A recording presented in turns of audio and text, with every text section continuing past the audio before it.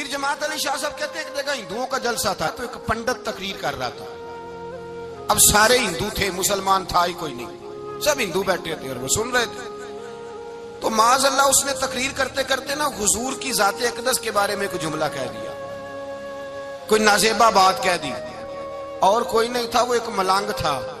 وہ پیچھے بیٹھ کے، جو دوری ڈنڈا نہیں ہوتا جن کے ہاتھ میں، ڈنڈا بھی کئی رنگوں کا ہوتا ہے ان کا، وہ اس نے پکڑا ہوا تھا اور وہ پتہ نہیں کیا اس میں پیس رہا تھا.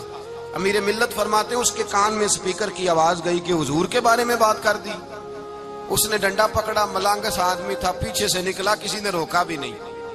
اسٹیج پہ چڑھا سیدھا اور 2-4 ڈنڈے زور زور سے پنڈت کے سر پہ دے مارے. پنڈت مر گیا، پرچہ ہو گیا، مقدمہ ہو گیا، جیل ہو گئی. امیر ملت کہتے ہیں میں جیل میں ملنے گیا. میں جیل میں دیکھے بندہ ان پڑھ تھا، بات بڑی پڑی کر گیا.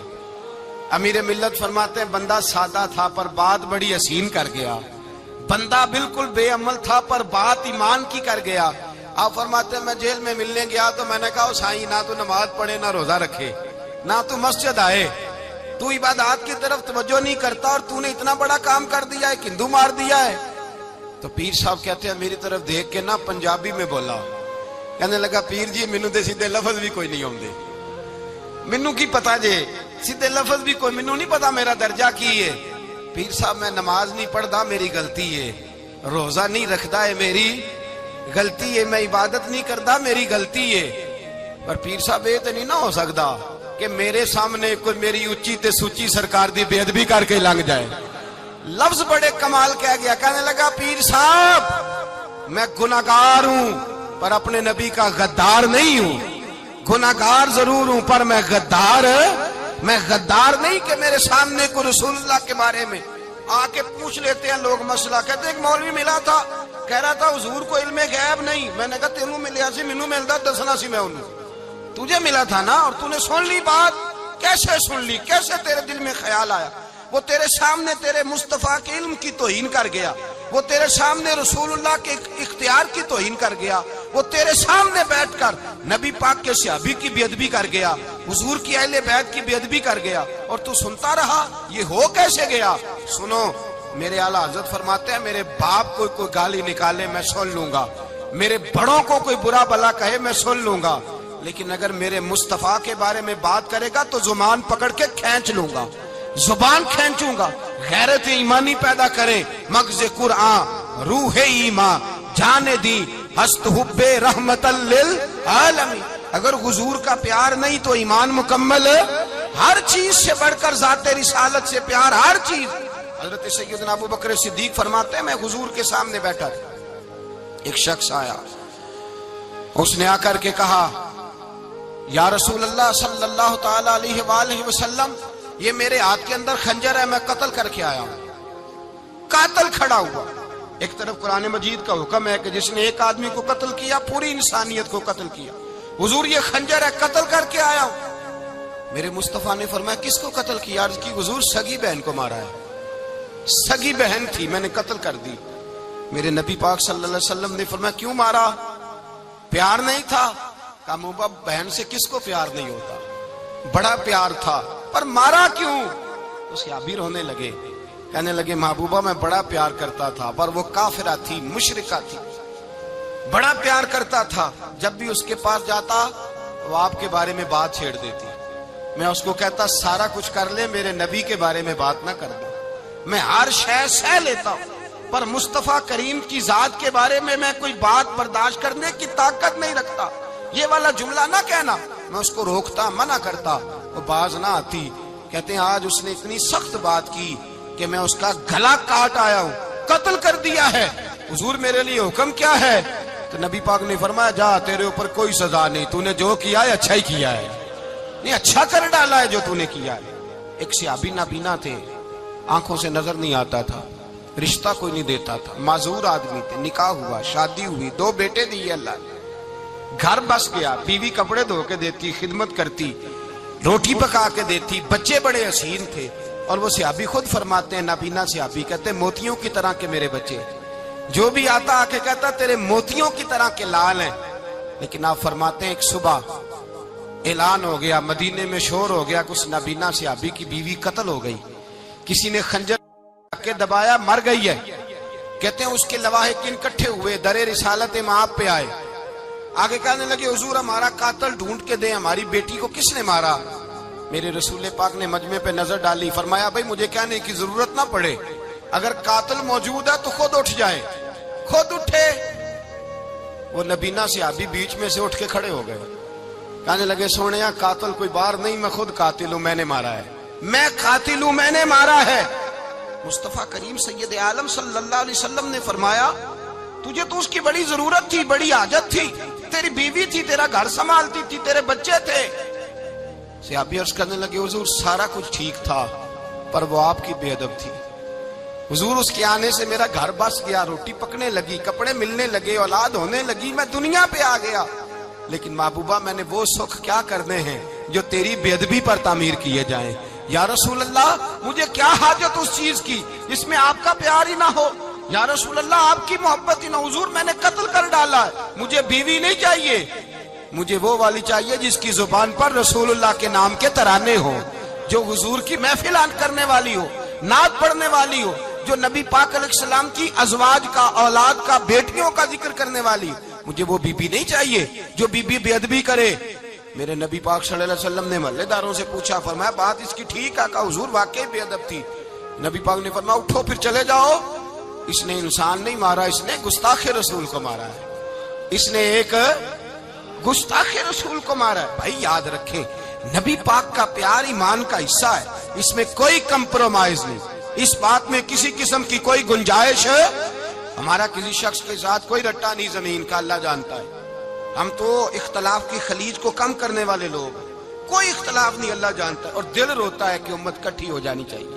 رمضان المبارک ہے، جمعے کا دن ہے، منبر پہ بیٹھا، دل روتا ہے کہ امت مسلمہ کٹھی ہونی چاہیے، لیکن میں اس شخص کے پاس جا کے کیسے بیٹھوں جو کہتا ہے کہ نبی معاذ اللہ مار کے مٹی میں مل گئے، جو یہ لفظ کہتا ہے کہ محمد کو کیا پتا دیوار کے پیچھے کیا ہے، جو یہ لفظ کہتا ہے کہ گائے بیل اور گدھے کا خیال آ جائے تو نماز نہیں ٹوٹتی، رسول اللہ کا خیال آ جائے تو ٹوٹ جاتی ہے۔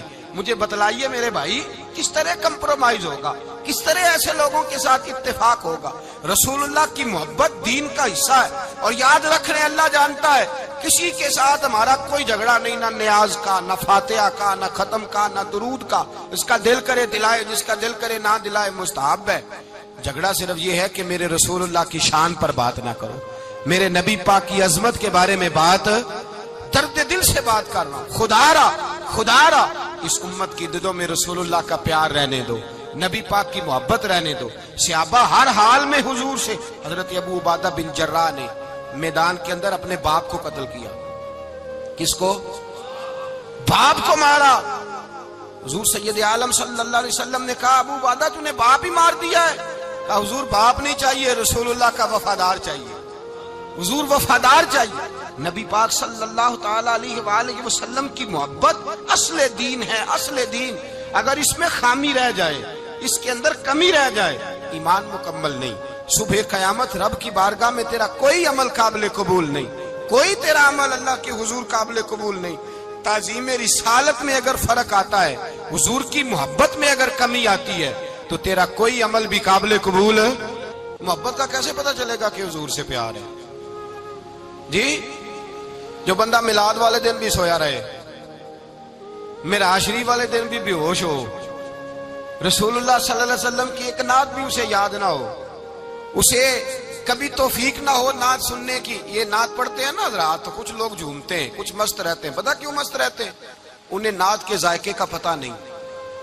نعت تعریف مصطفیٰ ہے، اور جب محبوب کی تعریف ہوتی ہے تو دل مچل جایا کرتے ہیں۔ بھئی محبت مصطفیٰ پیدا کریں ان جگہوں پہ بیٹھے جہاں سے رسول اللہ کا پیار ملتا ہے۔ صحابہ کرام نے ہر چیز سے بڑھ کر رسول پاک سے پیار کیا، ہر چیز سے بڑھ کر، بھلا دی دنیا ساری انہوں نے، لیکن رسول پاک سید عالم صلی اللہ علیہ وسلم کا پیار انہوں نے اپنے دل سے نہیں بلایا، اپنی اولادیں لا کے حضور کی خدمت میں پیش کر دی، اپنے بچے لا کر پیش کر۔ حضرت عائشہ صدیقہ رضی اللہ تعالیٰ عنہ فرماتی ہیں ساری زندگی ابو بکر صدیق نے ڈانٹا نہیں، میرا باپ رفیق تھا، شفیق تھا، مہربان تھے، کوئی کبھی انہوں نے سخت گھورا بھی نہیں ہماری طرف، لیکن کہتے ایک دن میں حضور کے ساتھ گفتگو کر رہی تھی، بچی تھی، میری آواز ذرا بلند ہوئی تو کہتے ہیں جناب ابو بکر صدیق رضی اللہ تعالیٰ عنہ باہر سے دوڑے آئے، اندر آئے اور حضرت ابو بکر نے تھپڑ اٹھایا، میرے منہ پہ مارنے لگے، حضور آگے بڑھے، بچایا۔ میں نے کہا ابا جی آپ نے تو گھورا بھی کبھی نہیں، یہ کیا ہوا؟ حضرت جناب عائشہ صدیقہ کہتے ہیں ابو بکر صدیق رو پڑے، کہنے لگے عائشہ میرے اوپر سے پہاڑ بھی گزر جائیں تو مجھے تکلیف نہیں ہوتی، اور میرے مصطفیٰ کے سامنے کوئی اونچا بولے بھی تو میرا دل ٹوٹ جاتا ہے۔ خبردار، حضور سید عالم حضرت عمر کا زمانہ تھا، کچھ لوگ آئے کہیں اور کے رہنے والے، مسجد نبوی میں اونچی آواز میں بولنے لگے، اونچی آواز میں باتیں کرنے لگے۔ حضرت عمر نے بلایا، فرمایا ادھر آؤ، کون ہو، کہاں سے آئے ہو؟ کہنے لگے کوئی شام کا ہے، کوئی کسی ملک کا ہے۔ آپ فرمانے لگے تمہیں پتا نہیں یہ روضہ رسول ہے؟ تمہیں پتا نہیں یہ حضور کی مسجد ہے؟ لا ترفعوا اصواتکم فوق صوت النبی، تمہیں خبر نہیں تم کہاں آئے ہو؟ فرمایا اگر تم مدینے کے رہنے والے ہوتے میں تمہیں دھروں سے مارتا، تمہیں سزا دیتا۔ تمہیں ادب رسول کا نہیں پتا؟ تمہیں رسول اللہ صلی اللہ علیہ وسلم کے طریقے کا نہیں پتا؟ ساری زندگی ایک بندہ کہتا رہے لا الہ الا اللہ، لا الہ الا اللہ، لا الہ، مسلمان ہو جائے گا؟ کیوں جی؟ اللہ کو تو مان رہا ہے، کہتا میں اللہ کے سوا کسی اور کو مانتا ہی نہیں، ساری زندگی اس نے پڑھا ہے، پر رب کہتا ہے مجھے تیرے کلمے کا اعتبار ہی نہیں۔ یا اللہ تجھے کب اعتبار ہوگا؟ فرمایا کہ اپنی زبان سے محمد الرسول اللہ۔ میرے بھائی یہاں دنیا میں بھی جب تک ذات رسالت کو نہ مانے اس کا ایمان مکمل، حضور سے پیار نہ کرے تو ایمان مکمل، بھائی سمجھ لے، غور کرے، ایمان بھی مکمل نہیں۔ اچھا جی قبر میں چلے گئے، کتنے سوال ہوتے ہیں قبر میں؟ بولے کتنے سوال ہوں گے؟ اللہ آپ کو خوش رکھے، 3 سوال ہوں گے۔ پہلا کیا ہے؟ تیرا رب کون ہے؟ میں مثال دینے لگا ہوں، کسی نے انکار کر دیا، کہنے لگا ہا ہیتا لا ادری، میں نہیں جانتا، تو اللہ کو نہیں مانتا تو چاہیے نا رب جہنم میں ڈال دے، پر اللہ نے دوزخ میں نہیں ڈالا۔ ابھی دوسرا سوال پوچھو، ماں دینو کا تیرا دین کیا ہے؟ ہا ہیتا لا ادری، کافر ہے، منافق ہے، فاسق ہے، کہتا ہائے افسوس میں نہیں جانتا، چاہیے تھا نا دین نہیں جانتا دوزخ میں ڈالا جائے، لیکن اللہ ابھی دوزخ میں، ابھی جہنم کا گڑھا نہیں بنی۔ فرمایا تیسرا سوال پوچھو، حضور کا چہرہ دکھایا، ما کنتا تقول فی حق ھذا الرجل، ان کے بارے میں کیا کہتا تھا؟ اس نے کہا میں نہیں جانتا۔ اللہ نے فرمایا تو میرے نبی کو نہیں جانتا، پکڑو اس کو جہنم میں داخل کر دو۔ نہ اپنی ذات کے انکار پر دوزخ میں بھیجا، نہ دین کے انکار پر، کہا میرے مصطفیٰ کو نہیں مانتا، ڈالو اس کو جہنم کے اندر۔ تمام کتب احادیث، تمام بخاری سے لے کر طبرانی تک، تمام کتب حدیث میں اسی رنگ میں روایت ملے گی۔ قبر میں بندہ گیا، مومن ہے، مسلمان ہے، نمازی ہے، 10 حج کیے، 15 عمرے کیے، زکاتیں، صدقات، خیرات، عبادات، نفل، نماز، داڑھی، حج، عمرہ، بڑا کچھ۔ ہاں بھائی من ربو کا، اس نے کہا ربی اللہ، اللہ میرا۔ اس کو جنت کوئی نہیں ملی، ابھی جنت کی کھڑکی۔ دوسرا سوال پوچھو، ماں دینو کا، تیرا دین کیا ہے؟ دینی الاسلام، میں اسلام کو مانتا ہوں، جنت مل گئی۔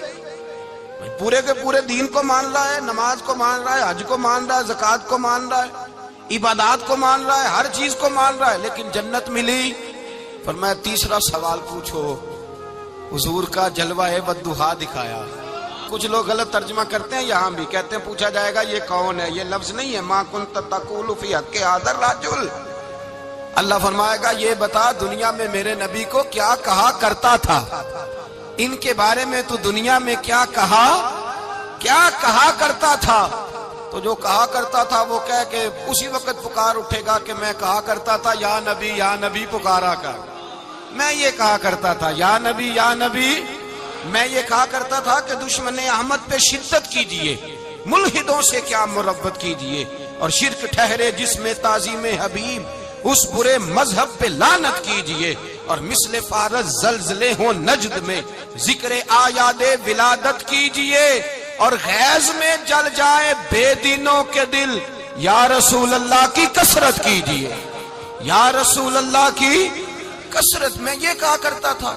اچھا اس نے اللہ کو مانا، دین کو مانا، جنت نہیں ملی، جب کہنے لگا نا ہوا محمد الرسول اللہ صلی اللہ علیہ وسلم، جب حضور کو پہچانا، حضور کو، نبی پاک کو پہچانا، تو فرمایا نہیں میرے یار کو جانتا ہے، اب کھول دو جنت کا دروازہ۔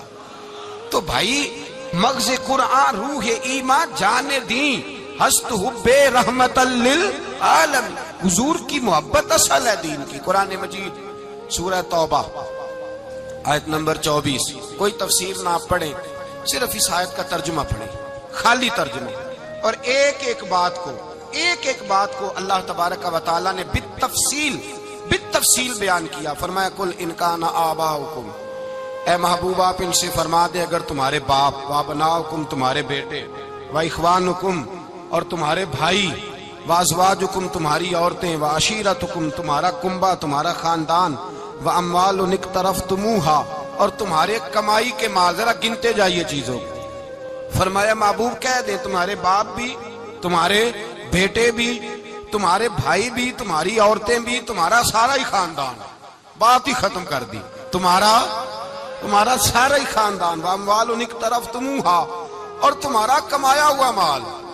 ایک مال وہ ہوتا ہے جو بندے نے کمایا نہیں ہوتا، آیا ہوتا ہے، آئے اور کمائے میں جو آیا ہوتا ہے اس کی قدر نہیں ہوتی۔ اللہ فرماتے ہیں واموال اقترفتموہا تمہارا کمایا ہوا مال، وتجارۃ تخشون کسادہا اور تمہاری وہ تجارت جو تم نے محنت کر کے کاروبار چمکایا ہے اور تم ڈرتے ہو کہ نقصان نہ ہو جائے، ومساکن ترضونہا اور تمہارا وہ رہنے کا مکان جو تمہیں بڑے پسند ہیں۔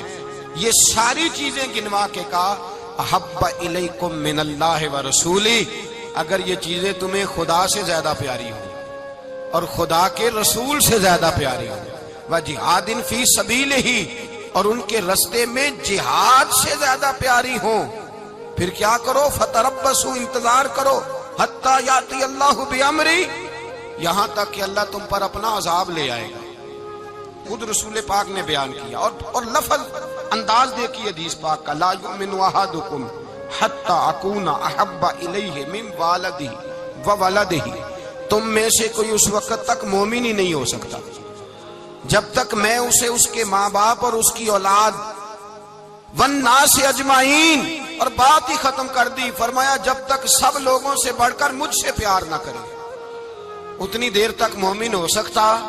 حضرت عمر حضور کی بارگاہ میں آئے، عام آدمی نہیں، جناب فاروق اعظم، نبی پاک صلی اللہ تعالی علیہ وسلم کی یہ حدیث سنی تو حاضر خدمت ہوئے، کہنے لگے یا رسول اللہ صلی اللہ علیہ وسلم میں ہر چیز سے بڑھ کر آپ سے پیار کرتا ہوں، اور میں خالی نعرے لگانے والا نہیں، میں گھر سے تجربہ کر کے آیا ہوں، میں نے اولاد سامنے رکھی ہے، پھر آپ کا پیار سامنے رکھا ہے، حضور مجھے اولاد نہیں زیادہ پیاری، آپ زیادہ پیارے ہیں، اولاد زیادہ پیاری نہیں، ہم نے بھی کبھی سامنے رکھی ہے اولاد اور حضور کا پیار ہے جی۔ میں حدیث پاک بیان کر رہا تھا تو روک گیا ہوں اچانک ہی، رکھی ہے کبھی سامنے جی؟ اگر رکھی ہوتی نا تو بیٹے کو پہلے بٹھا کے اس کو کہتے بیٹے پہلے قرآن سیکھ، پہلے حضور کا فرمان سیکھ۔ بیٹا جیسے ہی بڑا ہوتا کونپلیں داڑھی کی نکلتی، اگر حضور سے پیار ہوتا تو اماں اسے کہتی بیٹا داڑھی نہ مڑانا، یہ مصطفیٰ کا طریقہ ہے۔ اگر نبی پاک سے محبت ہوتی نا میرے بھائی، اگر کامل پیار ہوتا تو ابا جی نصیحت کرتے کہ بیٹا خبردار داڑھی چھوٹی بھی نہ کرانا، یہ رسول اللہ کی سنت ہے۔ لیکن ہم نے ابھی اس چیز کو سامنے ابھی لا رہی ہے، ابھی خالی میلاد میں ہی محبت کرتے ہیں، ابھی خالی معراج شریف والے دن ہی پیار کرتے ہیں، ابھی اس کے اصل رنگ تک نہیں آئے۔ سنیے اور غور کیجیے، حضرت عمر عرض کرنے لگے یا رسول اللہ صلی اللہ علیہ وسلم میں نے اولاد سامنے بٹھائی ہے، پھر آپ کا چہرہ سامنے لایا ہوں، حضور مجھے اولاد نہیں پیاری، آپ ہی زیادہ پیارے۔ پھر عرض کی حضور میں نے کل کمائی، کل جمع پونجی لا کے اپنے سامنے رکھی ہے، مجھے مال پیارا نہیں، آپ زیادہ پیارے۔ یا رسول اللہ صلی اللہ علیہ وسلم میں نے ماں باپ کے چہرے سامنے رکھے ہیں، بہن بھائیوں کو رکھا ہے، رشتہ داروں کو رکھا ہے، دوستوں یاروں کو رکھا ہے، مجھے وہ نہیں پیارے، آپ پیارے۔ اور حضور پھر میں نے اپنا علاقہ اور قبیلہ بھی سامنے رکھا ہے، حضور مجھے وطن سے پیار نہیں، آپ سے پیار ہے۔ اور محبوبہ حد ہو گئی، میں نے اپنی عزت بھی سامنے رکھی ہے، عزت بھی، لیکن محبوبہ مجھے عزت نہیں پیاری، آپ زیادہ پیارے ہیں۔ حق پسند لوگ تھے، سچی بات کرنے والے۔ حضرت عمر کہنے لگے یا رسول اللہ صلی اللہ علیہ وسلم پھر میں نے اپنے نفس کو، اپنی جان کو، اپنی روح کو سامنے رکھا ہے، مجھے لگتا ہے کہ جان مجھے زیادہ پیاری ہے. یہ نہیں کہا کہ زیادہ پیاری ہے مجھے. سمجھ رہے ہیں بات کو؟ مجھے لگتا ہے کہ جان مجھے آپ سے. میرے رسول پاک نے دست مبارک اٹھایا اور جناب عمر کے سینے پہ مارا. فرمایا عمر جا، ابھی تو تیرا ایمان ہی مکمل نہیں ہوا. اگر تو اپنی جان سے بڑھ کر مجھ سے پیار نہیں کرتا تو تیرا ایمان مکمل ہے، تیرا ایمان مکمل ہے، تیرا ایمان مکمل. حضرت عمر کہتے حضور کا ہاتھ لگا تو میں نے اعلان کیا. میں نے کہا محبوبہ تیرے دست مبارک نے خیر کر دی ہے. حضور اب مجھے آپ جان سے بھی زیادہ پیارے ہو گئے، آپ اشارہ کریں میں جان قربان کرنے کو بھی تیار ہوں. آپ مجھے اصل میں نا ٹی وی پہ بیٹھتا ہے ایک اینکر بیچارہ جو 3 لاکھ روپیہ تنخواہ لیتا ہے یا 6 لاکھ، اس نے حق حلال کرنی ہوتی ہے اپنی کمائی. ٹی وی پہ بیٹھا ہے بیچارہ، نہ اس کو دین کے حروف ابجد کا پتہ ہے. وہ ٹی وی پہ بیٹھا ہے، اب جس پارٹی سے پیسے لیتا ہے اس کا وہ نمک خاری کا حق ادا کرتا ہے. کہتے جی حضور نے اپنے دشمن کو معاف کیا ہے. مولوی سخت بات کرتے ہیں. حضور نے اپنے دشمن کو. آپ کسی پارٹی کے لیڈر کے خلاف دوسری پارٹی کا بیان کبھی سنیں، اس لیڈر سے پیار کرنے والے اتنی اتنی لمبی زبانیں کھول کے ٹی وی پہ آ جاتے ہیں اور وہ لفظ جو میڈیا پر اور اسمبلی میں ویسے ہی قانون کا حصہ نہیں وہ بھی بول دیے جاتے ہیں. لوگ ان معاملات میں بھی حمایت کرتے ہیں اپنے لیڈروں کی جن میں حمایت بنتی ان میں بھی. اور ذات رسالت کی بات آتی ہے تو کہتے ہیں نہیں حضور نے معاف کیا ہے. مولوی جذباتی ہوتا ہے، یہ ایسے تو نہیں نہ ہوتا. ایک لفظ اور بیان کیا جاتا ہے، کہتے ہیں پیار ہم بھی کرتے ہیں پر وہ والا جو نبی پاک نے کہا ہے. کون سا؟ جو حضور نے، جس کا نبی پاک نے حکم دیا ہے. کون سا پیار کرتے ہیں؟ ایک لفظ آپ کو پوچھا جاتا ہے، ہم بھی پیار کرتے ہیں پر وہ والا جو نبی پاک نے کہا ہے، جو حضور نے. کہتے ہیں یہ جو تم کہہ رہے ہو یہ حضور نے کیا نہیں، کہا نہیں. نبی پاک صلی اللہ علیہ وسلم کے وجود سے خون نکلا. حضور نے حضرت عبداللہ بن زبیر سے کہا ٹھکانے لگا دو، جاؤ ٹھکانے لگا دو، ایسی جگہ لگاؤ جہاں کسی کی نظر نہ پڑے. خون بہتا ہوا خون حرام ہے، قرآن پاک نے بیان کیا ہے. کہا ٹھکانے لگا دو. حضرت عبداللہ بن زبیر باہر نکلے اور حضور کا جو خون تھا وہ پی گئے. حضور نے کہا تھا پی لینا، کیا کہا تھا؟ ٹھکانے لگا دو. پی گئے. واپس آئے تو مصطفیٰ نے فرمایا کہاں ٹھکانے لگایا؟ کہا یا رسول اللہ ایسی جگہ جہاں کسی کی نظر نہیں پڑے گی، ایسی جگہ جہاں کسی کی نظر نہیں پڑے گی. حضور نے فرمایا پی گئے ہو؟ کہا حضور پی گیا ہوں. فرمایا جاؤ نبی کا وعدہ ہے تمہارے وجود کو جہنم کی آگ چھوئے گی بھی نہیں. ہم وہ والا پیار کرتے ہیں جو حضور نے کہا ہے. حضرت ام ایمن نبی پاک کی دائی تھی، حضور کی رضائی والدہ تھی. سرکار کی طبیعت مبارک علیل ہوئی تو حضور نے نا ویسے نبی پاک جب پخانہ کرتے تھے نا تو حضرت عائشہ صدیقہ فرماتی ہیں حضور کے پخانے سے کستوری سے بھی زیادہ خوشبو آیا کرتی. اور آپ حضرت انس بن مالک فرماتے ہیں حضور کھیتوں میں پخانے کے لیے جاتے میں ساتھ جاتا. جہاں نبی پاک صلی اللہ علیہ وسلم پخانہ کرتے میں وہاں جا کے دیکھتا تو کوئی شے نہ ہوتی. میں کہتا حضور کہاں گیا؟ اللہ کے رسول فرماتے جب میں پخانہ کرتا ہوں تو زمین کھل جاتی ہے، میرا پخانہ اندر سمو لیتی ہے. حضور کے پخانے اور پیشاب سے کستوری کی خوشبو آتی تھی، کستوری کی خوشبو آتی تھی.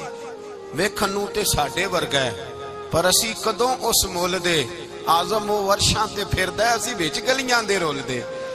لوگ تو کہہ دیتے ہیں نا 2 منٹ لگاتے ہیں، کوئی بشر آکھے کوئی نور آکھے، پیندا ہر پاسے ہوئی شور ڈٹھا. اللہ والے گالی مکا دیتی تساں ہور ڈٹھا تے اساں ہور ڈٹھا. اللہ والے گالی مکا دیتی تساں ہور ڈٹھا تے اساں ہور ڈٹھا. حضرت ام ایمن رضی اللہ تعالی عنہ کہتی ہیں حضور نے پیشاب کیا، طبیعت مبارک علیل تھی تو لکڑی کے ایک برتن میں حضور نے پیشاب کیا اور کہا اماں جی اس کو باہر رکھا ہے، کہیں باہر ٹھکانے لگائیں. حضرت ام ایمن کہتی ہے میں نے اسے ہاتھ لگایا تو میرے وجود سے بھی خوشبو آنے لگی، میرا جسم مہکنے لگا.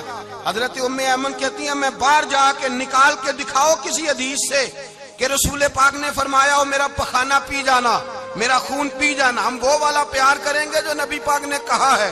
حضور نے کہا ہے بچے کو کار لے کے دو، کیوں لے کے دیتے ہو؟